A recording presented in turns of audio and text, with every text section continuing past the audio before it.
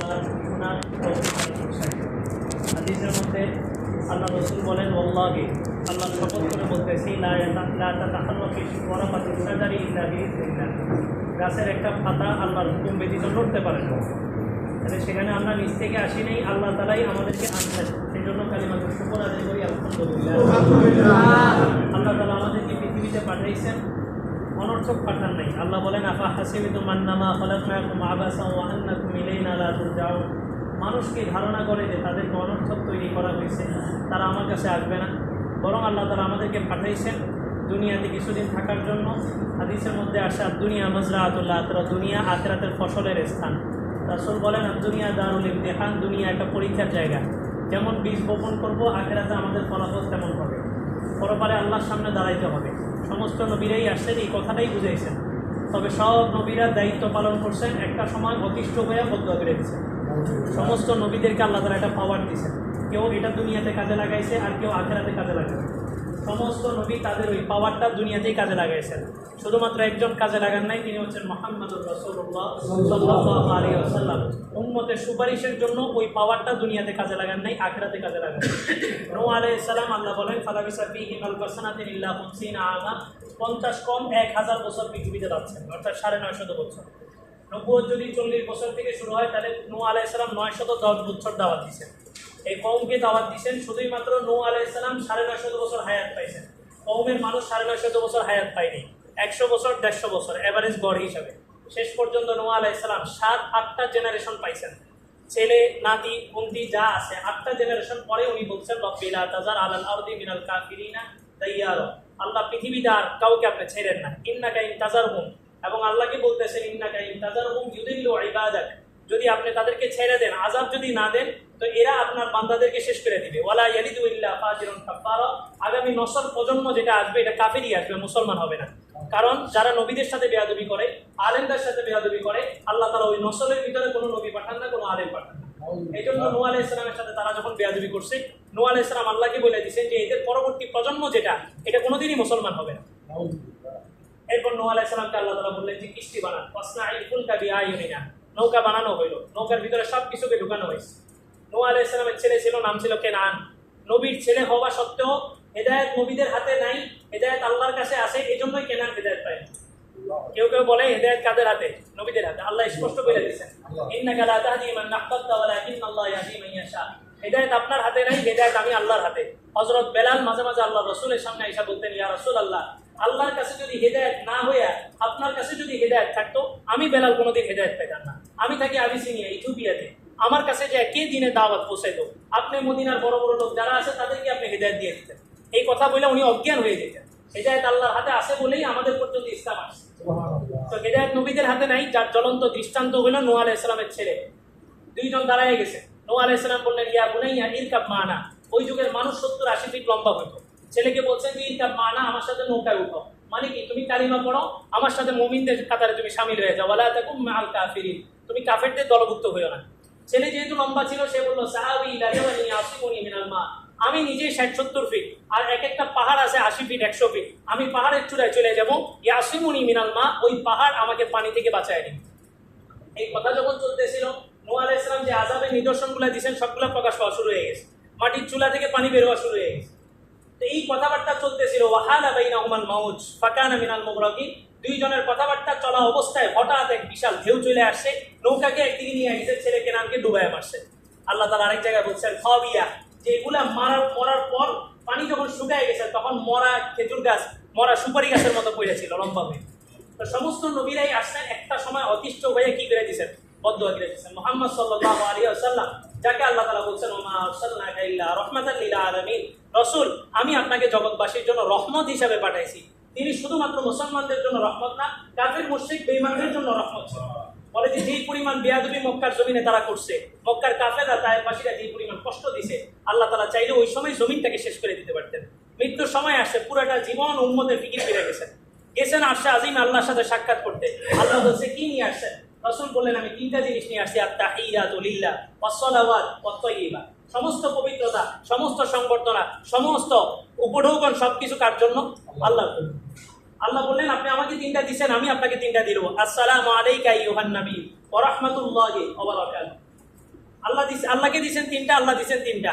রসুল গেছেন আরশে আজিমে, সবচেয়ে নৈকট্য জায়গায় গেছেন, সেখানে যায় পর্যন্ত উম্মতকে ভুলেন নাই। আল্লাহ রসুল বললেন শুধু আমাকে দিলে হবে না, আসসালামু আলাইনা ওয়া আলা ইবাদিল্লাহিস সালিহিন, কিয়ামত পর্যন্ত আমার যত নেককার বান্দা আসবে সবার উপরে আপনার শান্তি বর্ষে। আরশে আজিমে গেছেন, সেখানেও ভুলেন নাই। জমিনের বুকে আসছেন, এই পরিমাণ কষ্ট দিছে, জিবরাইল আলাইহিস সালাম আসছেন, আয়েশা বলছেন ইয়া রাসূলুল্লাহ, আপনি শুধু মাথার ইশারা দিবেন, আল্লাহ তাআলা আযাবের ফেরেশতা পাঠিয়ে দিয়েছেন, তাইফের দুই পাশের পাহাড়গুলোকে পিষা মাঝখানের জনপদকে পিষ্ট করে দেন। রাসূল হাত উঠাইছেন, আল্লাহুম্মা ইন্নী আশকু বাসি কুওয়াতা দুআফি, আল্লাহ আমি আমার দুর্বলতা শিকায়ত করতেছি, আপনি তাদেরকে ধ্বংস করেন না। আমাদের ব্যাপারে কি পরিমাণ ফিকির ছিল। আম্মা জান আয়েশা রাদিয়াল্লাহু তাআলা আনহা দেখলেন আল্লাহ রাসূল একদিন খুব খুশি, তো রাসূলকে বললেন ইয়া রাসূলুল্লাহ, হাত উঠান, আমার জন্য দোয়া করেন, এমন একটা ইউনিক দোয়া করবেন যেটা আমার জন্য স্পেশাল। আল্লাহ রাসূল হাত উঠাইলেন, উঠাই বললেন আল্লাহুম্মা ফিলি আয়েশা মা তাকদ্দামাত ওয়া মা তাআখারাত, আল্লাহ আপনি আয়েশার আগে পরে সব গুনাহগুলোকে মাফ করে দেন। সুবহানাল্লাহ। রাসূল দোয়া করছে, এটা তো কবুল নিশ্চিত। আম্মা জান আয়েশা ছিলেন ছোট, আল্লাহ রাসূলের খুব আদরের, নাম ছিল হুমায়রা, লাল টুকটুকি। আম্মা জান আয়েশা খুশি হয়ে গেল, লাল হয়ে যেতেন, রাগ হয়ে গেল, লাল হয়ে যেতেন। আল্লাহ রাসূল আদর করে হুমায়রা ডাকতেন, লাভ দিয়ে এসে আল্লাহ রাসূলের কোলে বসে গেছে। বৈশা মানে খুব খুশি, একদম দুটো বুড়ো অবস্থা। আল্লাহ রসুল বললেন আয়েশা এত খুশি, তো বলে যে আপনি এমন একটা দোয়া করছেন, এর চাইতে বড় পাওয়ার আর কি আছে। বলে আয়েশা তোমার জন্য জীবনে এটা একবারই করছি, সামনের জীবন আর কোনোদিন করবো না। আমার এক উম্মত আসবে কিয়ামতের আগে, তাদের জন্য আমি প্রতি 5 ওয়াক্ত নামাজের পরে এই দোয়াটা করতেছি। সুবহানাল্লাহ। এই ছিল দুনিয়ার চিত্র। মৃত্যুর সময় কি করছে, হাসান হোসেনকে কাছে ডাকছেন, একটা বোতল দিছেন, শিশি দিছেন, এই মাটি যেদিন লাল হয়ে যাবে সেদিন আমার হুসেন শহীদ হবে। আর হাসানের ব্যাপারে ভবিষ্যৎবাণী করে গেছেন, তাকে বিষ পান করায় শহীদ করা হবে। হাসানকে এক পাশে ধরছেন, হোসেনকে এক পাশে ধরছেন। একজন কারবালার ময়দানে রক্ত দিছেন, এক সাহাবী আর রাসূলকে স্বপ্ন দেখলেন যে রাসূল গড়াগড়ি খেয়ে দৌড় দিতেছেন।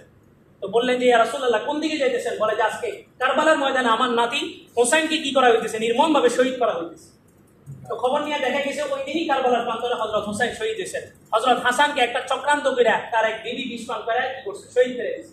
দুই আদরের নাতিকে দুই পাশে রাখছেন। জিবরাইল আলাইহিস সালাম আসছেন, আয়েশা বললেন ইয়া রাসূলুল্লাহ মালাকুল মউত বাহিরেও উপস্থিত আছে, আপনি অনুমতি দিলে ভিতরে ঢুকবে। এমন এক হাস্তি ছিল যার কাছে মালাকুল মউত পর্যন্ত অনুমতি নিয়ে ভিতরে ঢুকতেছে। তো বলে মালাকুল মউত কি, আল্লাহ তাআলা কি বলছে, বলছে আল্লাহ বলছে আপনি অনুমতি দিলে ঢুকবে, আর না হয় সে চলে যাবে। বলে যে আমার আল্লাহর কাছে একটা জিনিস চাই আসো, যে আমি যতদিন উম্মতের মধ্যে আছি আল্লাহ ওয়াদা করছেন ওমা কান আল্লাহু লিউআযিবাহুম ওয়া আনতা ফীহিম ওমা কান আল্লাহু মুআযিবাহুম ওয়া হুম ইস্তাগফিরুন, আপনি যতদিন উম্মতের মধ্যে থাকবেন ততদিন পর্যন্ত আপনি থাকা অবস্থায় আপনার উম্মতকে আমি ধ্বংস করব না। আল্লাহ রাসূল বলেন আমার পরে কি হবে।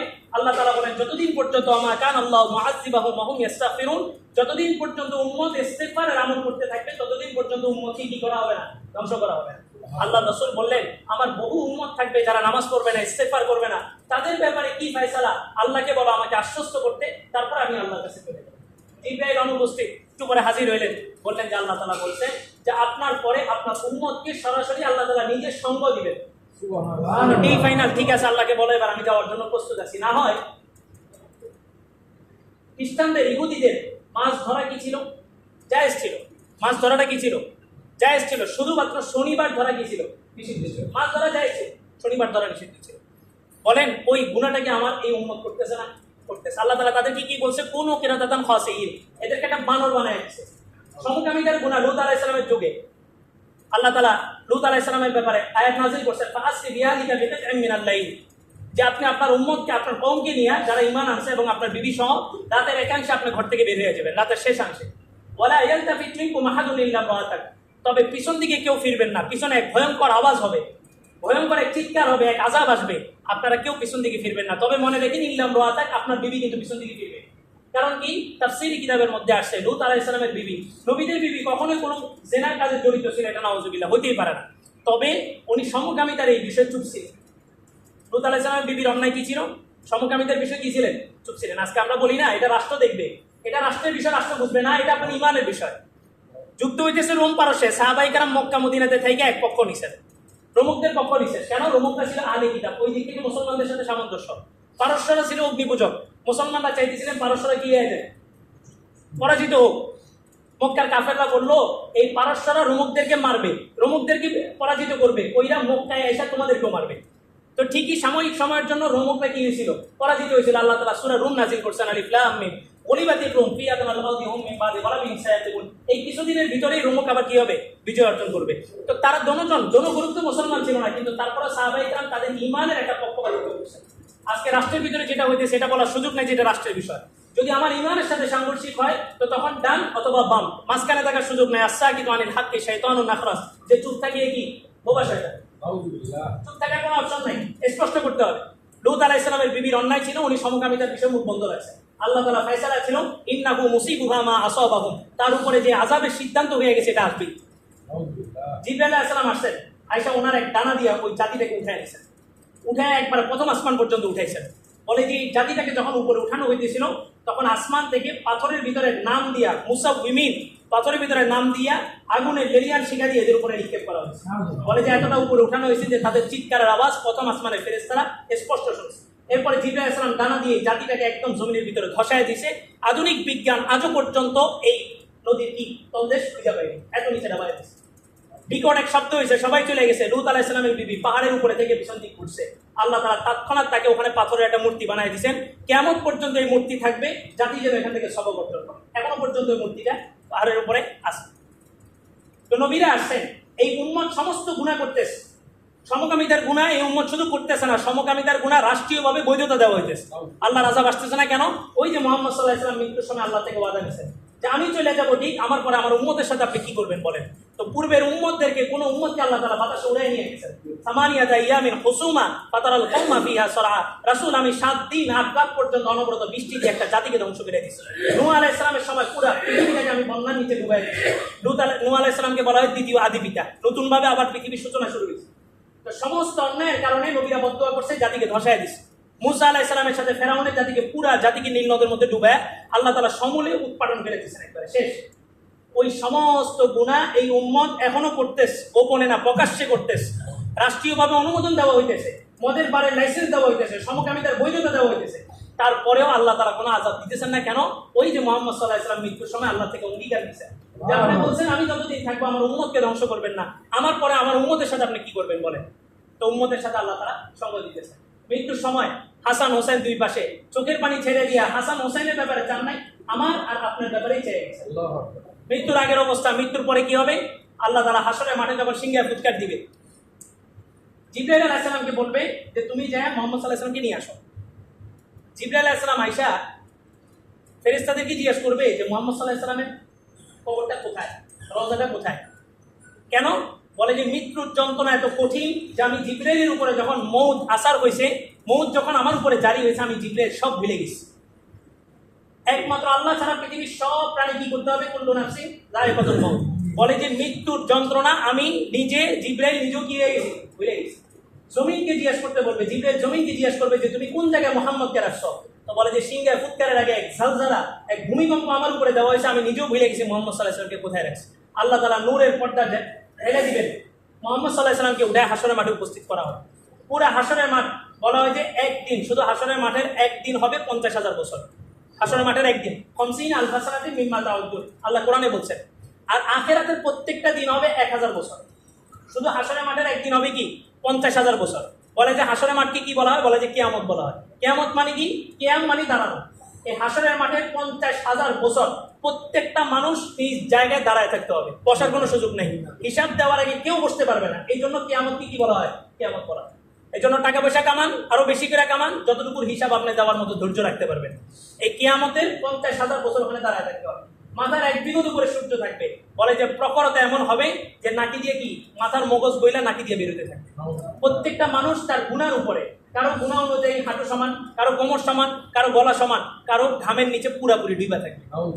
পুরা হাসরের মাঠ একটা স্লোগান উঠবে, ইয়া নাফসি ইয়া নাফসি। সমস্ত নবীরা আদম আলাইহিস সালাম থেকে ঈসা আলাইহিস সালাম পর্যন্ত উম্মত সবাই দৌড়ায় যাবে আদম আলাইহিস সালামের কাছে। ওই যে একটা পাওয়ার সমস্ত নবীদেরকে দিয়েছিলেন, ওই পাওয়ার সব নবীরা দুনিয়াতে কি করছেন? ব্যবহার করছেন। অন্যায়ভাবে ব্যবহার করেন নাই, বৈধভাবেই ব্যবহার করছেন। কিন্তু ওই পাওয়ারটা ব্যবহার করেন নাই শুধুমাত্র মুহাম্মদ রাসূলুল্লাহ সাল্লাল্লাহু আলাইহি ওয়াসাল্লাম। উঠে বুড়ি চাপায় দিছে, ফাতেমা রাদিয়াল্লাহু তাআলা আয়েশা সরাইছেন। দূর দূরান্ত থেকে আসতেন, বাজারে আরবের যে বাজারগুলো আছে এগুলোতে যায় দাওয়াত দিতেন। কেউ এসে থুতু মারতো, কেউ বালু মারতো। একদিন আয়েশা সফর থেকে ঘরে ঢুকছেন, ফাতেমা রাদিয়াল্লাহু তাআলা আয়েশা জড়ায় ধরে চুমু খাওয়া শুরু করছে আর কান্নাকাটি শুরু করছে। আল্লাহ রাসূল বললেন, ফাতেমা কি হয়েছে? বলে যে আপনার এই চেহারা কি অবস্থাটা করছেন আপনি? বলে যে শোনো, আজকে তোমার বাবার এই কষ্ট একটা সময় এমন আসবে যে পৃথিবীর কাঁচা পাকা প্রতিটা ঘরে মুহাম্মদ সাল্লাল্লাহু আলাইহি ওয়াসাল্লামের দিন আল্লাহ তাআলা পৌঁছায় দিবেন। যেখানে যেখানে রাত হয় ওই জায়গা পর্যন্ত আল্লাহ তাআলা মুহাম্মদ সাল্লাল্লাহু আলাইহি ওয়াসাল্লামের দিনকে পৌঁছায় দিবেন। সেজদায় গেছেন, আবু জেহেল আয়েশা বলে উঠো, নাহলে কিন্তু খবর আছে। তো বলে যে উঠো, নাহলে আমি কিন্তু লোকদেরকে ডাকবো। তো জিবরাইল আলাইহিস সালাম আয়েশা কানে কানে বললেন, আপনি তাকে বলেন সানাদুজ জাবানিয়া, সূরা নাযিল হয়েছে। আল্লাহ রাসূল সেজদা থেকে মাথা উঠাইছেন, উঠায় বললেন সানাদুজ জাবানিয়া, তুই যাকে ডাকার ডাক, আর আমি জাবানিয়াকে ডাকতেছি। জাবানিয়াকে তাফসীরি কিতাবের মধ্যে আসে, আল্লাহ রাসূলের হাদিস বলে যে আবু জেহেল একটা দৌড় দিয়ে কওমের কাছে গেছে। আল্লাহ রাসূল এই কথা বলার সাথে কওম বলে কি ব্যাপার, আপনি দৌড়ে চলে আসলেন? বলে যে মুহাম্মদ যখন বলছে সানাদুজ জাবানিয়া, আমি দেখলাম যে মাথা আসমানে আর জমিনের মধ্যে তার পা, এমন একটা বিশাল ফেরেশতা দাঁড়ায় আছে, ওটার নামই হচ্ছে জাবানিয়া। আল্লাহ তাআলা জায়গায় জায়গায় সহযোগিতা করছে, কিন্তু কখনো এই সমস্ত পাওয়ারগুলো রাসূল খাটার নাই। সব আযাবের ফেরেশতারা চতুর্মুখী ছিল, কিন্তু আল্লাহ রাসূল ইশারা দেন নাই। হাসরের মাঠের এক কঠিন পরিস্থিতি, সমস্ত নবীরা বলতে থাকবে ইয়া নাফসি ইয়া নাফসি। ইব্রাহিম ইসমাঈল বাপ বেটা একজন একজনকে চিনবে না, সবাই ইয়া নাফসি ইয়া নাফসি। আল্লাহু আকবার। আল্লাহ তাআলা সূরা হাক্কার মধ্যে উঠায় দিয়েছে আম্মা মান উতিয়া কিতাবাহু বিয়ামিনি। হাসরের মাঠে দুই শ্রেণীর মানুষ হবে, এক শ্রেণীর মানুষের আমলনামা থাকবে ডান হাতে, আরেক শ্রেণীর আমলনামা থাকবে বাম হাতে। মানে উতিয়া কিতাবাহু বিয়ামিনি, যাদের ডান হাতে আমলনামা দেওয়া হবে, সে একটা জোর দিবে হাসরের মাঠে, ফায়াকুলু হা উমরাউ কিতাবিয়া, দৌড় দিয়ে বলবে দেখো দেখো আজকে আমি পাস করছি। ইন্নী যানানতু আন্নী মুলাকিন হিসাবিয়া, আমি পৃথিবীতেই জানতাম যে একদিন আল্লাহর সামনে দাঁড়াইতে হবে। আল্লাহ তাআলা ঘোষণা দিবেন ফাহুয়া ফি আইশাতিন রাদিয়া, আনন্দময় এক স্বাচ্ছন্দ্যময় জীবন তুমি যাপন করো। কুলু ওয়াশরাবু হানিআম বিমা আসতাফতুম ফিল আইয়ামিল খালিয়া, দুনিয়াতে যে কষ্ট করছো আজকে সেটা ভোগ করো। আরেকটা শ্রেণী হবে ওয়া আম্মা মান উতিয়া কিতাবাহু বিশিমালি, তিরমিজির হাদিস, রাসূল বলেন বাম হাতে আমলনামা এমনি দেওয়া হবে না, এই পেটের ভিতরে হাত ঢুকানো হবে, পিঠের মেরুদণ্ডের মাঝখান দিয়ে টান দিয়ে হাতটা বের করা হবে, তারপর হাতের উপরে সিল মারা হবে। বলে যে এক একটা জাহান্নামী শুধুমাত্র মুখমণ্ডল, যেটা এই মুখমণ্ডল হবে উহুদ পাহাড় সমান, তার শরীরটা কত বড় হবে, জাহান্নামে নিক্ষেপ করার সাথে সাথে তার শরীরের সমস্ত চামড়া গোশত সবকিছু ঝলসে যাবে। আল্লাহ বলেন কুল্লামা নাদিদাত জুলুদুহুম বাদদালনাহুম জুলুদান গায়রা, চামড়া খসতে দেরি, গোশতগুলা খসতে দেরি, আমি নতুন গোশতের আবরণ নতুন চামড়ার পরে বসায় দিব, লিয়াজুকুল আযাব, শুধুমাত্র আযাব স্বাদ আস্বাদন করতে থাকবে। আযুকু ফালান নাযিদাকুম ইল্লা আযাবা, ওই জাহান্নামের আগুন কমানোর কোনো সিস্টেম নাই, জাহান্নামের আগুন শুধু বাড়বে। জাহান্নামকে আল্লাহ তৈরি করার পর 1000 বছর এটাকে জ্বালাইছেন, জ্বালানোর পরে ইবিয়াদ্দাত ওয়াজহু, জাহান্নামের আগুনের রং সাদা হয়ে গেছে। আরো 1000 বছর আল্লাহ তাআলা জ্বালাইছেন, জ্বালানোর পরে ইহমাদাত ওয়াজহু, জাহান্নামের আগুনের কালার লাল বর্ণ হয়ে গেছে। আরো 1000 বছর জ্বালাইছেন, জ্বালানোর পরে জাহান্নামের আগুনের রং ইসওয়াদাত ওয়াজহু, কালো বর্ণ হয়ে গেছে। এরপর জাহান্নাম আল্লাহর কাছে আপিল করছে, আল্লাহ এই পরিমাণ তাপ আমার বডিটা নিতে পারতেছে না, আমার বডিগুলো ছিঁড়ে যেতেছে, ফেটে যেতেছে। আল্লাহ বললেন নাফসুন ফিস সাইফ ওয়া নাফসুন ফিস শিতা, দুনিয়াতে একটা শ্বাস ছাড়বা আর একটা শ্বাস টান দিবা, এতটুকু সুযোগ দেওয়া হবে। তো দুনিয়াতে যখন শ্বাস ছাড়ে তখন দুনিয়ার এই জমিনের ভিতরে কি থাকে, গরম গরম পরিস্থিতি থাকে, আর যখন টান দেয় তখন মাইনাস ডিগ্রি ঠান্ডা। এই জাহান্নামকে টানা হবে হাসরের মাঠে। আল্লাহ বলেন ইয়াউমা নাকুলু লি জাহান্নাম, আমি সেদিন জাহান্নামকে বলবো হালিম তালাকি, তুমি কি ভরছো, তোমার ক্ষুধা কি নিবারণ হইছে? জাহান্নাম কি বলবে ওয়া তাকুলু হাল মিন মাজিদ, সে বলবে আল্লাহ আরো থাকলে আরো দেন, আমার তো পেটের এক ভাগও এখনো ভরেনি। এই জাহান্নামকে টানা হবে। আল্লাহ রাসূল আম্মা জান আয়েশাকে বলতেছেন, আয়েশা এমন একটা দিন আসবে ইউবাসুন নাসু খুফাতান উরাতা, মানুষকে নগ্ন দেহ নগ্ন পায়ে উঠানো হবে, খালি পায়ে নগ্ন দেহে উঠানো হবে। আম্মা জান আয়েশার ভিতরে লজ্জা একটু বেশি ছিল, উনি মুখ ঢেকে বললেন ইয়া রাসূলুল্লাহ ইন্না লিল্লাহ ইয়ারা বাদুনা বাদ, আমাদের একজন তো আরেকজনের সতত দিকে ফেলবে। আল্লাহ রাসূল শোয়া ছিলেন, বৈশা বললেন হাদা ইয়াউমুন আসীব ওয়া ইয়াউমুন শাদীদ, এই দিন এমন একটা কঠিন দিন হবে যে কান্নি আনজুরু মূসা, আমি জালিলুল কদর মূসা নবী, যে সরাসরি আল্লাহর সাথে কথা বলতো, কালিমুল্লাহ যার সিফাত ছিল, আমি মূসাকে দেখতেছি ওয়া হুয়া মুতালাফিকুম বিউমুদিল আরশ, দৌড়ে যে আল্লাহ তাআলার আরশের খুঁটি ধরছে আর চিৎকার দিয়ে বলতেছে রব্বি সাল্লিম রব্বি সাল্লিম, আল্লাহ আপনি আমাকে বাঁচান, আমাকে বাঁচান। লা আসআলুকা উম্মি ওয়ালা আসআলুকা উখতি, আমি আমার মায়ের ব্যাপারেও সুপারিশ করি না, আমার বোনের ব্যাপারেও সুপারিশ করি না, আপনি আমাকে বাঁচান। সমস্ত নবীদের ভিতরে জালিলুল কদর নবীর এই অবস্থা। আল্লাহ রাসূল আরেকটু আগেরা বলতেছেন কান্নি আনজুরু জিবরাইল, আমি জিবরাইলকে দেখতেছি যার জীবনে কোনো গুনাহ নাই, সমস্ত নৈকট্যতম ফেরেশতাদের ভিতরে সবচেয়ে বেশি নৈকট্যতম আল্লাহ তাআলা, এই জিবরাইলকে দেখতেছি ওয়া হুয়া মুতালাফিকুম বিউমুদিল আরশ, আল্লাহ তাআলা আরশের খুঁটি ধরে একটা চিৎকার দিছে যে আল্লাহ আপনি আমাকে জাহান্নামের এই আওয়াজ থেকে বাঁচান, জাহান্নাম থেকে না, জাহান্নামের আওয়াজ আরো ভয়ঙ্কর হবে, 50,000 বছর এভাবে কেটে যাবে, বিচার শুরু হবে। আল্লাহ এরপরে ফেরেশতাদের একটা টিম আসবে আসমান থেকে, পুরা হাসরের মাঠটা অন্ধকার থাকবে। আল্লাহ বলেন ইয়াউমা ইয়াসআ নূরুহুম বাইনা আইদিহিম ওয়া বিআইমানিহিম, তাদের সামনে মাথার কপাল থেকে সেজদার নূর বের হবে আর ডান কাঁধ থেকে নেক আমলের নূর বের হবে, এই দুইটা নূর দিয়ে তারা চলতে থাকবে। মুমিনরা চলতে থাকবে, মুমিনদের পিছনে মুনাফিকরাও চলতে থাকবে। তারা বলবে উনজুর না নাকতাবিস মিন নূরিকুম কিল আরজিউ ওয়ারাকুম, তোমরা একটু দাঁড়াও, তোমাদের আলো দ্বারা আমরাও একটু উপকৃত হই। গায়েব থেকে আওয়াজ আসবে, আল্লাহ তাআলা বলবেন কিল আরজিউ ওয়ারাকুম ফালতামিসু নূরা, তোমাদের নূর, তোমাদের আলো পিছনে আছে, তোমরা পিছনে যাও, পিছনে যায় নূরটা নিয়ে আসো। তো মুনাফিকরা মনে করবে যে আসলে মনে হয় হাসরের মাঠে নূর দিতেছে, এরা মনে হয় নূর আনছে, আমরা মনে হয় নূর আনতে পারিনি। তো তারা পিছন দিকে যাবে, তারা পিছন দিকে যাওয়ার সাথে সাথে ফাদুরিবা বাইনাহুম বিসুরিল লাহু বাব, আল্লাহ তাআলা মুমিন এবং মুনাফিকের মাঝখানে একটা পার্টিশন বসায় শেষ। বলে হাসরের মাঠটা কি? বলে যে জমিনটাই হাসরের মাঠ। সূরা হজের শুরুতে আল্লাহ তাআলা বলেন ইয়াউমা তারাউনাহা তাজহালু কুল্লু মুরদিআতিন আম্মা আরদাআত ওয়া তাদাউ কুল্লু যাতি হামলিন হামলাহা ওয়া তারান নাসা সুকারা মা হুম বিসুকারা। হে রাসূল, সেদিন আপনি দেখবেন প্রত্যেক যুদ্ধ শিশু নারীকে যে তারা তাদের সন্তানকে কি করছে ভুলে গেছে। প্রত্যেক গর্ভধারিণী নারী এই কিয়ামতের বিভীষিকাময় পরিস্থিতি থেকে বাচ্চা প্রসব করে দিবে। ওয়াতারান নাসা সুকারা, আপনি মানুষকে দেখবেন পাগলের মতো ছুটাছুটি করতেছে। ওমা হুম বিসুকারা, এরা পাগল না। ওয়ালাকিন্না আযাবাল্লাহি শাদীদ, আল্লাহর আযাব এত কঠিন হবে যে প্রত্যেকটা মানুষ পাগল হয়ে যাবে। তো তাদেরকে বলা হবে তোমরা পিছনে যাও। তাহলে আল্লাহ কি মিথ্যা বলছেন? আল্লাহ মিথ্যা বলেন নাই। তাদের কি পিছনে যাইতে বলছেন মানে দুনিয়াতে যাইতে বলছেন। আলো তো দুনিয়াতে আছে, আর দুনিয়াতে যাওয়া তাদের পক্ষে কি হবে না, সম্ভব হবে না। এই সূরা হজ্জের শুরুতে এই আয়াতটা আনছে, মুফাসসিরিন ইকরাম সেখানে কলম ধরছেন। আহমদ শফি সাহেব রাহমাতুল্লাহ আলাইহি মারিফুল কোরআনের মধ্যে লিখছেন যে হজের সূরার ভিতরে কিয়ামতের বর্ণনা দিয়ে এই জন্য শুরু করছে যে হজের মধ্যে গুরুত্বপূর্ণ একটা স্থান হচ্ছে আরাফা। যার আরাফা নাই তার হজও নাই, মানে আরাফায় যে অবস্থান করে নাই তার হজও কি হবে না, কবুল হবে না। বলে যে এই আরাফার ময়দানটাই হবে হাসরের মাঠে বিচারের স্টেজ, এটাই মূল স্টেজ। পুরা পৃথিবীটা হবে হাসরের মাঠ।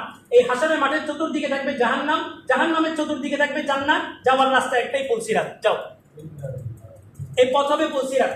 30,000 বছর, উঠতে 10,000, সমান 10,000, নামতে 10,000, এই 30,000 বছরের একটা পথ সেখান থেকে পাড়ি দিবে। আল্লাহ রাসূল পুরা হাসরের মাঠ চলতেছে ইয়া নাফসি ইয়া নাফসি, যার কাছেই যায় সে বলে ইয়া নাফসি ইয়া নাফসি। সর্বশেষ ঈসা আলাইহিস সালাম ইশারা দিবেন যে তোমাদের বাঁচানোর জন্য একজন আছে, মুহাম্মদ সাল্লাল্লাহু আলাইহি ওয়াসাল্লাম। পরীক্ষার ফলাফল দেওয়ার আগের 2 দিন কি একটা অবস্থা হয়, হয়তো পাস করবো না ফেল করবো, রেজাল্টটা দিয়ে দিলে টেনশন মুক্ত। কিন্তু রেজাল্ট দেওয়ার আগ পর্যন্ত কি পরিস্থিতি হয়? বলে যে হাসরের মাঠে একটা পরিস্থিতি দেওয়া, সবাই বলবে আল্লাহ আপনি ফায়সালা শুরু করেন, জান্নাত দিন জাহান্নাম দেন, একটা ফায়সালা আপনি শুরু করে দেন। পুরা হাসরের মাঠে এনআফসি এনআফসি এক স্লোগান 1-2 মিনিট না 50,000 বছর পর্যন্ত এভাবে চলতে থাকবে। প্রত্যেকটা মানুষ তাদের ঘামের মধ্যে কষ্ট করতে থাকবে। এরপরে পুরো হাসরের মাঠ চলতেছে ইয়ানাফসি ইয়ানাফসি, স্রোতের বিপরীতে একটা স্লোগান আসবে ইয়া উম্মতি ইয়া উম্মতি। সমস্ত মানুষ হয়রান হয়ে যাবে যে কঠিন পরিস্থিতির ভিতরে উম্মতি কে বলতেছে নাফসি না বলে, তাকায় দেখবে মুহাম্মদুর রাসূলুল্লাহ সাল্লাল্লাহু আলাইহি ওয়াসাল্লাম সিজদার মধ্যে যায় বলতেছে আল্লাহ আমার উম্মত আমার উম্মত। জিবরাইল আলাইহিস সালাম আসছিলেন, আল্লাহ রাসূল ওহী বন্ধ হওয়ার কারণে পাহাড়ের উপরে চলে গেছেন যে আত্মহত্যা করবেন। এরকম কঠিন পরিস্থিতি আসছে। জিবরাইল আলাইহিস সালাম মাথা আসমানে ছিল, পা জমিনে ছিল, মূল আকৃতি ধরে বর্ণ ধরে আসছেন। আয়েশা বলছেন আল্লাহ তাআলা আপনাকে সান্ত্বনা দিয়ে সূরা নাযিল করছেন ওয়াদুহা ওয়াল-লাইলি ইযা সাজা মা ওয়াদ্দাআকা রাব্বুকা মা ক্বালা ওয়ালাল আখিরাতু খায়রুল লাকা মিনাল উলা ওয়ালা সাওফা ইউতিকা রাব্বুকা ফাতারদা। আল্লাহ রাসূল বললেন জিবরাইল থামো। বলে যে সূরা এখনো শেষ হয়নি। বলে সূরা পরে শেষ করো, আমাকে আগে এই কথাটা স্পষ্ট করো। ওয়ালা সাওফা ইউতিকা রাব্বুকা ফাতারদা। আল্লাহ বলছেন অচিরেই আপনাকে এই পরিমাণ দিব যে আপনি কি হয়ে যাবেন, খুশি হয়ে যাবে। আমার আল্লাহকে তুমি এই জিনিসটা জানাই দিও, আমার একজন উম্মত জাহান্নামে থাকা অবস্থায় আমি মুহাম্মদ খুশি হব না। চেয়ার আসবে, মুহাম্মদ সাল্লাল্লাহু আলাইহি ওয়াসাল্লাম বসেন, আল্লাহ রাসূল বসবেন না, হাত রাখবেন। বসবেন না কেন? বলে যে বসলে এটা যদি আমাকে জান্নাতে নিয়ে যায়।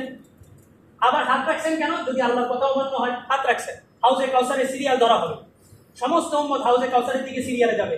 মানুষের এখানে একটা নেম প্লেট থাকে, আইডি কার্ড ঝুলানো থাকে, এখানে একটা আইডি কার্ড, 5 নাম্বার না ফেল নাম্বার এখানে থাকবে। ফেরেশতারা মোড়ে মোড়ে দাঁড়ানো থাকে, যার ফেল নাম্বার তাকে ওই লাইনে ঢুকতে দিবে না, হাউজে কাউসারের ভিতরে ঢুকাবে।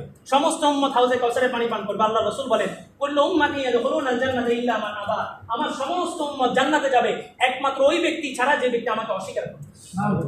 সাহাবায়ে কেরাম বললেন ওমান আবা, কে আপনাকে অস্বীকার করবে? রাসূল বললেন মান আতাআনি দাখালাল জান্নাহ ওয়া মান আসানি ফাকাদ আবা, যে আমাকে মানছে সে জান্নাতে যাবে, আর যে আমার সুন্নতকে বর্জন করছে সে জাহান্নামে যাবে। এই রাসূল এই দ্বীনের জন্য কি পরিমাণ রক্ত ঝরাইছে, আমার আর আপনার জন্য ফিকির করে গেছে। বলে যে কুল লা তাদখুলুনাল উম্মাহ হাত্তা তাদখুলা উম্মতি, আমার উম্মত আসছে সবার পরে, তবে আমার উম্মত সবার আগে জান্নাতে যাবে। এই পরিমাণ কুরবানি দিয়ে গেছেন। আল্লাহ রাসূল বলবেন ইয়া আল্লাহ আপনি আমার উম্মতের বিচার আমার সামনে করেন। আল্লাহ তাআলা দেখা বলবেন মুহাম্মদ আপনার উম্মত আপনি আসার পরে কি কি করছে। হাউজে কাউসারের সিরিয়ালে দাঁড়াইছে, ফেরেশতারা লাঠি বাড়ি দিয়ে এক পাশ থেকে নিয়ে কয়েক হাজার মাইল দূরে ফেলে ওদের হাতে লাঠি। আল্লাহ রাসূল এই দৃশ্য দেখে রাগ হয়ে যাবে, তুমি আমার উম্মতকে হাত উঠাইছো। তখন গায়ের থেকে আওয়াজ আসবে, মোহাম্মদ আপনি জানেন না যে আপনার চলে আসার পরে কত কিছু দিনের নাম দিয়ে দিনের ভিতরে ঢুকাইছে, আর বিভিন্ন কলা কৌশলে দিনের কত কিছু কাটসাট করে দিছে এরা। আল্লাহ রাসূল কষ্ট নিয়ে বলবেন, সহকান সহকান দূর হও, আমি এই রক্ত পিচ্ছিল এক আস্তার উপর দিয়া আমার পুরা খানদানকে কোরবানি কইরা যে নবী আমি ক্ষুধার জন্য মাঝে মাঝে পেটের মধ্যে কি বানছি, পাথর বানছি, তাইফের ময়দানে যা রক্ত ঝরাইছি, যুদ্ধের ময়দানে যা দাগ শহীদ করছি, আমার এই রক্ত পিচ্ছিল এক আস্তার উপর ইসলামকে তোমার কাছে রেখে আসছি, আর তুমি এটার মধ্যে বেদাতের কাজ ঢুকাইছো। তুমি এটার মধ্যে 5 ওয়াক্ত নামাজ পড়ে সীমাবদ্ধ ছিলা, তোমার এক পুরা জাতি কালিমা জানতো না, তোমার পুরা এক জাতি ইসলাম কাকে বলে সেটা জানতো না, আর তুমি 5 ওয়াক্ত নামাজ পড়ে খুব আনন্দের মধ্যে ছিলা, তোমাকে আমি কি দায়িত্ব দিয়ে আসছি? আল্লাহ বলছেন, ওয়ালতাকুম মিনকুম উম্মাতুন ইয়াদউনা ইলাল খায়র, উম্মতের একটা জামাত তো অবশ্যই থাকতে হবে যারা শুধুমাত্র কল্যাণের দিকে ডাকে। আল্লাহ বলছেন, উখরিজাত লিন-নাস তা'মুরুনা বিল মা'রুফ ওয়া তানহাউনা আনিল মুনকার। কথাগুলো শুনি, সবসময় শুনি, বাস্তবতা উপলব্ধি করেন যে কি দায়িত্ব দিয়ে আমাদেরকে পাঠাইছেন। পুলিশ যতক্ষণ ডিউটিতে আসে এতক্ষণ তাকে বলা হয় কি পুলিশ, এতক্ষণ তার কি চলে, বেতন চলে। মন্ত্রী মিনিস্টাররা যতক্ষণ পদে থাকে ততক্ষণ তাদের সম্মান, ততক্ষণ তাদের বেতন। পদ থেকে সরে গেছে, দায়িত্ব থেকে সরে গেছে, সম্মানও নাই, বেতন নেই। আমাদেরকে আল্লাহ তাআলা দায়িত্ব দুইটা দিয়ে পাঠাইছেন। যতক্ষণ এই দুইটা দায়িত্ব পালন করতেছি ততক্ষণ আমি শ্রেষ্ঠ উম্মত। এই দুইটা থেকে আমি মুখ ফিরেছি, আমি বহু কিছু হইতে পারি, হাজি গাজী খতিব ইমাম বহু কিছু হইতে পারি, এই দুই দায়িত্ব থেকে বাইরে চলে গেছি, আমি শ্রেষ্ঠ উম্মতের কাতার থেকে দূরে চলে গেছি। তা'মুরুনা বিল মা'রুফ ওয়া তানহাউনা আনিল মুনকার, সৎ কাজের আদেশ, অসৎ কাজের নিষেধ, এই দুইটা দায়িত্ব দিয়ে আসি। 5টা প্রশ্ন ছাড়া কোনো বান্দার কদম তার আপন জায়গা থেকে লড়বে না। আন হায়াতিহি ফীমা আবলা, যে জীবন দেওয়া হয়েছিল 60 বছরের, বড় 30 বছরের বেশি তুমি কোন কাজের মধ্যে ব্যয় করছো? ওয়ান শাবাবিহি ফীমা আফনা, তোমার যৌবনকাল দিয়েছিলাম যখন তোমার সবচেয়ে বেশি শক্তি ছিল, এই যৌবনকাল তুমি কোথায় খরচ করছো? ওয়ান মালিহি ফীমা ইকতাসাবা ওয়া ফীমা ইনফাকা, মাল সম্পর্কে দুইটা প্রশ্ন হবে, কোথা থেকে কামাইছো আর কোথায় খরচ করছো। অনেক সময় কামানি হালাল, টিভি কিনা খরচ হয়ে গেছে কি হারাম, অনেক সময় কামাই হারাম, মসজিদে দান করে কামাই করে দিছে কি হালাল। দুইটা প্রশ্ন আলাদাভাবে করা হবে। 5 নম্বর প্রশ্ন করা হবে, মাদা আমিলা ফীমা আলিমা, যতটুকু জানছো ততটুকু তুমি কি আমল করছো। আল্লাহ রাসূল বলে গেছেন, বাল্লিগু আন্নী ওয়ালাউ আয়া, আমার পক্ষ থেকে একটা বাণী তোমার কাছে পৌঁছে, মানে এটা তুমি পৌঁছায় দাও। কোথায় পৌঁছাবে? একজনের কাছে, দুজনের কাছে না, পুরা পৃথিবীর সমস্ত মানুষের কাছে। এই কথাটা সাহাবায়ে কেরাম বুঝছেন বলেই মক্কা মদিনা ছেড়ে দিচ্ছে। অথচ যেখানে 1 রাকাত নামাজ পড়লে 1 লক্ষ রাকাত, 1 রাকাত নামাজ পড়লে 50,000 রাকাতের সওয়াব, এই সমস্ত জায়গা ছেড়া পৃথিবীর আনাচে কানাচে ছড়াই গেছেন। কেন? ওনারা এই বাল্লিগু আন্নী ওয়ালাউ আয়া এই হাদিসের মর্ম হচ্ছে। বিদায় হজের ভাষণে রাসূল বলে দিয়েছেন, আমি কি আমার দায়িত্ব পরিপূর্ণ পালন করছি? সবাই সাক্ষী দিছে, অবশ্যই আপনি আপনার দায়িত্ব পরিপূর্ণ পালন করছেন। আল্লাহ রাসূল বললেন, তোমাদের এই উপস্থিত যারা আছে তাদের দায়িত্ব অনুপস্থিতদের কাছে পৌঁছায় দেওয়া। এখানেও যারা উপস্থিত আছেন এদের দায়িত্ব ইসলামের দাওয়াটা অনুপস্থিতির কাছে পৌঁছায় দেওয়া। কয়জনের কাছে পৌঁছাবে? পুরা পৃথিবীর সবার কাছে পৌঁছায় দেওয়া। ওলামায়ে দেওবন্দের সামনে ইলিয়াস সাহেব রাহমাতুল্লাহ আলাইহি যখন এই কাজকে রাখছেন, ওলামায়ে দেওবন্দ এক বাক্যে এই কাজের স্বীকৃতি এই জন্যই দিচ্ছেন যে আমরা যে দায়িত্ব পালন করতেছি, ইলমে দ্বীনের যে আমানত বহন করতেছি, এটা মানুষের দ্বারে দ্বারে দ্বারে যায় পৌঁছানো আমাদের দ্বারা সম্ভব। আমরা সর্বোচ্চ একটা মিম্বর দিলে মিম্বরে বসে বয়ান করতে পারি, মাহফিল দিলে মাহফিলে যায় বয়ান করতে পারি, পীর সাহেবরা খানকায় বসে মেহনত করতে পারে। বলে যে ইলিয়াস সাহেব রাহমাতুল্লাহ আলাইহির মাধ্যমে আল্লাহ তাআলা এমন এক ফিকির ঢালছেন যে ফিকিরের যে মেহনতের মূল বুনিয়াদি হইল বেতলবের কাছে যায় তলব পয়দা করা, প্রত্যেকটা ঘরের ভিতরে যায় দাওয়াত পৌঁছায় দেওয়া। এই কারণে ওলামায়ে দেওবন্দ এই কাজটাকে স্বীকৃতি দিয়েছেন, বলেন যে রাসূলের যুগের সাথে সবচেয়ে বেশি সামঞ্জস্য রাখে এই কাজটা। রাসূল মসজিদে যেমন দাওয়াতি কাজ করছেন, সারাদিন বাহিরে মানুষের দ্বারে দ্বারে গেছেন। বলে যে এই কাজের মূল বুনিয়াদি হচ্ছে এটা, এই কাজের সম্পৃক্ততা রাসূলের যুগের সাথে সবচেয়ে বেশি সামঞ্জস্য। তবে হ্যাঁ, এই কাজই একমাত্র দ্বীন নয়, এই কাজই একমাত্র ইসলাম নয়, বরং ইসলাম এবং দ্বীন মানার জন্য সহায়ক। এই কাজ একমাত্র দ্বীন নয়, বরং দ্বীন মানার জন্য এই কাজটা কি একটা সহায়ক। এই কাজই একমাত্র আল্লাহর রাস্তা নয়, বরং মাদ্রাসায় যারা যাইতেছে ওইটাও আল্লাহর রাস্তা, পীর সাহেবের দরবারে যেটা যাইতেছে ওইটাও আল্লাহর রাস্তা, তাসাউফের লাইনে যারা চলতেছে ওইটাও আল্লাহর রাস্তা। যতজন যেই লাইনে চলতেছে, যতজন আল্লাহকে রাজি খুশি করার জন্য চলতেছে, সমস্ত রাস্তাগুলোকে কি বলা হয়? আল্লাহর রাস্তা বলা হয়। আল্লাহ তাআলা বলেছেন, উদখুলু ফিস-সিলমি কাফা, ইসলামে তুমি সব কিছু নিয়ে তারপরে প্রবেশ করো। দাওয়াতও লাগবে, তাজকিয়াতুন নাফসও লাগবে, কোরআনও শিখা লাগবে, কোরআনের অর্থও জানা লাগবে। তো ভাই, মাদ্রাসার লাইনে যা পড়ে এখন দিন শিখবো, ইসলাম শিখবো, বয়সের একটা ব্যাপার আছে, একটা ক্যাটাগরিও আছে। মাদ্রাসায় যে কেউ যা ভর্তি হতে পারে না, কিন্তু দিনের অনেক জিনিস জানা এখনো আমাদের বাকি আছে। বলে যে জানার নাম জানা নয়, মানার নাম কি হয়? জানা। চোর নিজেও জানে চুরি করা কি খারাপ, কিন্তু সে কি করে? চুরি করে। তার মানে তার জানাটা তাকে কি দেয় নাই? কাজে দেয় নাই। আমাদের যে এলেমটা আছে, অনেক মাসলা মাসায়েল জানি, এলেমটা আমলের সাথে ফিট করার জন্য এই যে পরিবেশগুলো আছে, পরিবেশ থেকে একটু দূরে থাকতে হবে। বলে যে নামাজ পড়তে হবে, দিনের সমস্ত কাজের উপরে চলতে হবে। হুট করেই আমি আমার ঘরের বাড়িতে থেকে এই কাজটা করা সম্ভব হয় না। নিজের ইস্তায়ের জন্য কুরবানি লাগে। আর কুরবানি, বলে যে কুরবানি কোনটা? আল্লাহ তাআলা বলেন লা ইয়ানালাল্লাহু লুহুমুহা ওয়ালা দিমাউহা ওয়ালাকিন ইয়ানালুহুত তাকওয়া মিনকুম। এই গরু জবাই করা এটা কুরবানি না, তোমার দিলের ভিতরে যে তাকওয়া। কোন তাকওয়া? বলে যে এক কুরবানি ঈদ চলে গেছে, আরেক কুরবানি ঈদের পশু আমি এই ঈদের পরেই কিনে ফেলছি, এক বছর এটাকে লালন পালন করছি, এটার সাথে আমার একটা মহব্বত হয়ে গেছে, তারপরে যে আমার ওই মহব্বতকে যে কোরবানি দিছি ওটা হচ্ছে আসল কোরবানি। কারণ কোরবানির ইতিহাস কি ছিল? ইব্রাহিম আলাইহিস সালাম কি পশু জবাই করছেন না বেটা জবাই করছেন? ছেলেকে জবাই করছেন। এটা তো রহমত ছিল। সেদিন যদি ছেলে জবাই হয়ে যেত, ইসমাইল যদি জবাই হয়ে যেত, আজকে সমস্ত ধনীদের উপরে তাদের সন্তানকে জবাই করা ফরজ হয়ে যেত। তো বলে যে কোরবানি কোনটা? কোরবানি হচ্ছে ওই যে মনের যে একটা কোরবানি, এই যে সম্পর্ক বিচ্ছিন্ন করে দিয়েছে এটা হচ্ছে আসল কোরবানি। এই গরু জবাই দেওয়া এটা আসল কোরবানি না। কোরবানি 2 দিন আগে এটা জায়েজ আছে, কিন্তু ফুকাহায়ে কেরাম বলেন আসল কোরবানি হইলো এক কোরবানির পরেই আরেক কোরবানির জন্য কি করা? পশু ক্রয় করা। এটাকে 1 বছর নিজে লালন পালন করা, ধোয়া, এটাকে সবকিছু যত্ন নিয়ে কোরবানির আগে দিয়ে যে এটার সাথে একটা সম্পর্ক। ওই যে দেখেন না গরু বিক্রি করতে আসে, গরুও কান্নাকাটি করে, মালিকও কি করে? ওইটাই আসল কোরবানি। আল্লাহ তাআলা ওইটাই চেয়েছেন। ইসমাইল আলাইহিস সালামকে জবাইয়ের মাধ্যমে আল্লাহ তাআলা ওইটাই চেয়েছেন। তো ভাই ঘর বাড়ির সাথে থেকে আমাদের একটা মহব্বত হয়ে গেছে, এটা অস্বীকার করার কোনো সুযোগ নাই। যে সাহাবীদের দুনিয়াতে থেকে জান্নাতের গ্যারান্টি দেওয়া হয়েছে, এরা দৌড় দিছে রাসূলের দরবারে, কয় যে না পাকা হানজালা, হানজালা মুনাফিক হয়ে গেছে। ওমর কয় যে না পাকা ওমর, ওমরও কি হয়ে গেছে? তারে মুনাফিক হয়ে গেছে। আল্লাহ রাসূল বললেন কেন মুনাফিক হয়ে গেছে? কয় যে ইয়া রাসূলুল্লাহ, মসজিদে নববীতে থাকলে এক অবস্থা, বাসায় গেলে আরেক অবস্থা। তো বলে যে এটা থাকবে, এটা স্বাভাবিক। তো আল্লাহ রসুলের যুগে যদি বাসা আর মসজিদ যদি ভিন্ন হইতে পারে, আজকে 1400 বছর পর আমাদের কি মহব্বত দুনিয়ার সাথে বসে নেই? অবশ্যই বসছে। 5 ওয়াক্ত নামাজটাকে একটা জরিমানা মনে করতেছি। আইসা নামাজ পড়ি, ইমাম লম্বা কেনার ঢুকলেই কাছাকাছি শুরু হয়ে গেছে। হিসাব করি যে আমি সবাই পিছনে দাঁড়াবো, বেরোতে কি হয়ে যায়? আল্লাহ তাআলা কোরবানি চান, আমরা একটা কোরবানি দিয়ে রাস্তায় আসছি। আমাদের কোরবানিটা যেন আল্লাহ তাআলা কবুল করেন, এই জন্য আপনাদেরকে দাওয়াত দিতেছি। কারণ বলে কি, তুমি নামাজ পড়ছো, তোমার নামাজ কবুল হয়েছে কিনা জানো না, কিন্তু তুমি দাওয়াত দিয়ে যদি একজনকে নামাজে আনতে পারো, আল্লাহ তাআলা তোমাকে একটা কবুল নামাজের সওয়াব দান করবেন। আমরা তো কোরবানি করছি, বাড়িঘর ছেড়ে দিয়ে আসছি, কিন্তু আল্লাহ তাআলা আমাদের এই কোরবানি কবুল করছেন কিনা আমরা জানি না। এই জন্য আমরা চাই আপনারাও একটু আল্লাহ রাস্তায় বেরোন। অন্তত হবে কি, এই উসিলা আপনারা বেরোয়ার উসিলা আল্লাহ তাআলা আমাদের বেরোয়াটাকে কবুল করবেন। আপনারাও বের হয়ে আরেক জামাতকে দাওয়াত দিবেন, আরেক জামাতকে দাওয়াত দিবেন। এই দাওয়াতের সিলসিলা কিয়ামত পর্যন্ত চলতে থাকবে। আল্লাহ রাসূল বলেন লা ইয়াস্তামিউ গুবারুন ফি সাবিলিল্লাহ দুখানু জাহান্নাম, যে আল্লাহর রাস্তায় ধুলাবালি এবং জাহান্নামের ধোঁয়া কখনো একসাথে হবে না। বলে যে মাওকিফু সাআতি ফি সাবিলিল্লাহ খায়রুম মিন কিয়ামি লাইলাতিল কদরি ইনদা হাজরিল আসওয়াদ। নিজের সামান রেডি করতে একটু দেরি হয়েছে, আল্লাহ রাস্তায় বের হবো, ঘরে নিজের সামান রেডি করতে একটু কি দিতেছে? দেরি হইতেছে। আল্লাহ রাসূল বলেন ওই অপেক্ষা করার সময়টা হজরে আসওয়াদকে সামনে রেখে নির্দিষ্ট শবে কদরের রাতে ইবাদত করলে যে সওয়াব, তার চাইতে বেশি সওয়াব আল্লাহ তাআলা দান করবেন। তবে এই কুরবানি দেওয়ার জন্য আমরা সবাই তৈরি আছি না ভাই? ইনশাআল্লাহ। মাত্র 3টা দিন, আমরি কিছু না। 3 দিন একটা অসুস্থতার ভিতরে 3 দিন কেটে যায়। টানা বৃষ্টি 3 দিন চললে ওই সময় 3 দিন দোকানও বন্ধ থাকে, অফিসও বন্ধ থাকে। 3টা দিন আমরি কিছু না। আগামীকাল সকালে এখান থেকে নগদ একটা জামাত, পরশু দিন বৃহস্পতিবার সকালে একটা নগদ জামাত বের হবে। একটু নগদ কে কে যাবেন একটু নামগুলো বলেন। মাশাআল্লাহ, নুরুল ইসলাম, আল্লাহ তাআলা ওনার নাম অনুযায়ী ওনার মাধ্যমে ইসলামের আলো চতুর্দিকে ছড়ায় দেন। আমিন। মতিউর রহমান, আল্লাহু আকবার। মতিউর রহমান মানে আল্লাহর আনুগত্যশীল, আল্লাহ তাআলা চাচাকে কবুল করুন। আমিন। আজিজুল হক, আল্লাহ তাআলা আজিজ চাচাকে কবুল করুন। আমিন। হ্যাঁ, আব্দুর রাজ্জাক চাচাকে আল্লাহ তাআলা কবুল করুন। আমিন। বেরোয়াকে সহজ করে দেন। আমিন। আমরা বেরোবো কোথায়? আল্লাহর রাস্তায়। আমাদের সমস্যা থাকবে, সমস্যার ভিতর দিয়ে আমাদের জীবনটা পার হইতেছে। সমস্যাকে আমি সমাধান করবো না আল্লাহ করবে? আমি যদি আল্লাহর রাস্তায় যাই, আল্লাহ আমার সমস্যার সমাধান করবে না কাটটা করবে?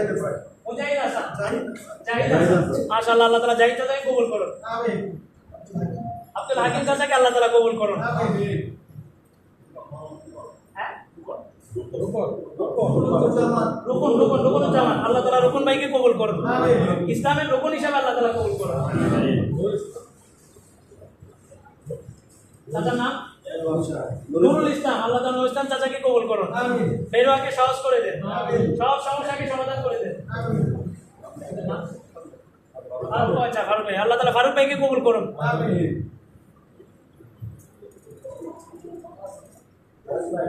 বেরোয়া জানেন চাচা? পরীক্ষা আছে, পরীক্ষাটা মানানো বলে পারতে হলো দেন।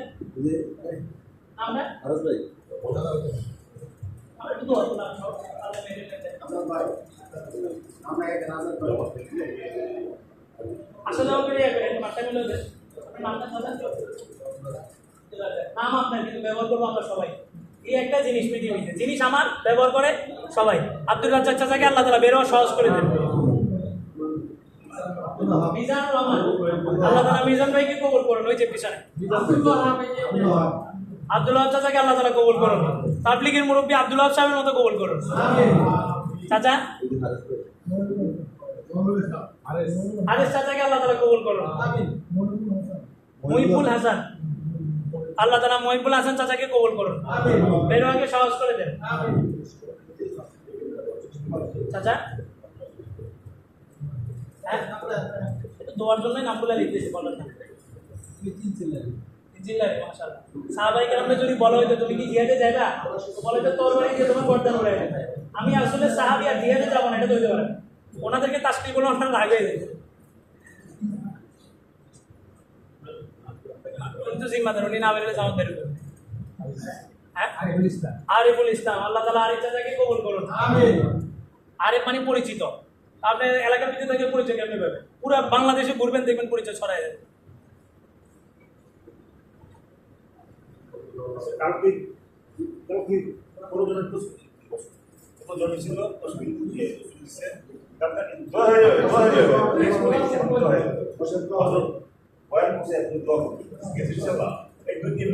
আমরা কালকে অনেকে নাম লেখাইছি এবং উসুল দিয়ে দিচ্ছি। উসুল দিয়ে দিচ্ছি যারা বলছিল আজকে বয়ানের পরে দিলে ইনশাআল্লাহ মেহরবানি করে নাম লেখাইছি, কিন্তু উসুল দিই নাই, এখনো নাম লেখাইছি। ঠিক আছে না, উসুলটা দিয়ে দিলে ভালো হয়।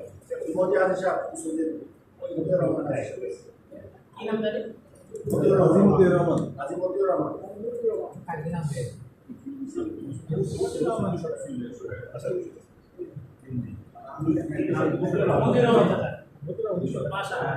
ঠিক আছে। আর আপনি উসুল দেওয়ার কথা আছে আপনার পক্ষ থেকে আমরা দিয়ে দিই মনে করেন। হ্যাঁ, আর কি আছে? উসুল দেই নাই, নাম লেখাইছি। মোহাম্মদ আলী ভাই, মোহাম্মদ আলী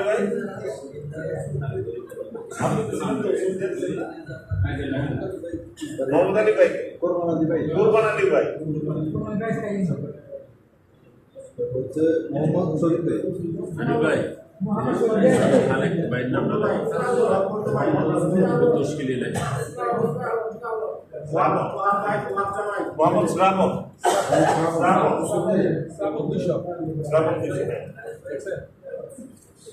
আপনার টেন্ডে দিলে ভালো হতো না? দেন না হিসাব এখনই হবে। দিব না ভাই, না দিব গাড়ি সাদা হয়ে গেছে, মিশা কথা ভিতর ওই যে আমি সব দিয়ে দিতেছি আপনারটা। আরিফ ভাই আল্লাহ কবুল করুন, নাম হিসাবে দেন। আল্লাহ কবুল করুন। মাশাআল্লাহ মাশাআল্লাহ। জাহিদ ভাই, ওই জাহিদ ভাই ওই যে